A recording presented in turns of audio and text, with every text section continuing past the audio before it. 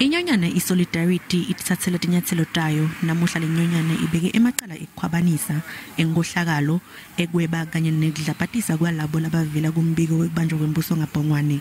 Lenyunyana ithi ngeke imele mengameli Cyril Ramaphosa ukuthi anikete ngemhlandlandlela wakhe kuthi kumele kwendekeni njengoba labo labatsintsekako kumele batiphendulele. Kepha iJacob Zuma Foundation isihlabile lesinyatselo salenyunyane. This is really just frivolous. It's something that will not withstand the stringentness of the Criminal Procedure Act. So for us as a foundation, we're not going to lose sleep over this because we think it's just frivolous. We are hoping that the postponement, when it's eventually acted upon, Lenyunyana ithi kumele mengameli ngetinyatselo kufanele atithathe akuyobe kuchitha isikhathi. Sikhulile setulu lenyunyana Dr. Dirk Herman uthi kunebufakazi lobucinile ukuthi kungavulwa licala kulombiko wekubanjwa kwembuso ngabhongwane.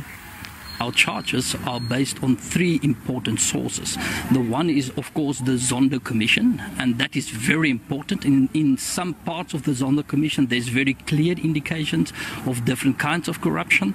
But then, in the second place, we also stand on a docket that we call the Solidarity Denial docket. And that is a docket that is compiled by Solidarity on own investigations, where we also found other forms of then corruption that is not covered by the Zondo Commission, and that is why this is a bit different than the Zondo Commission alone. The third document that we stand on is also a docket compiled by Solidarity, and that is the Molefe docket. And that specific docket focuses on Molefe's corruption, and that is in connection with the payout of pension money.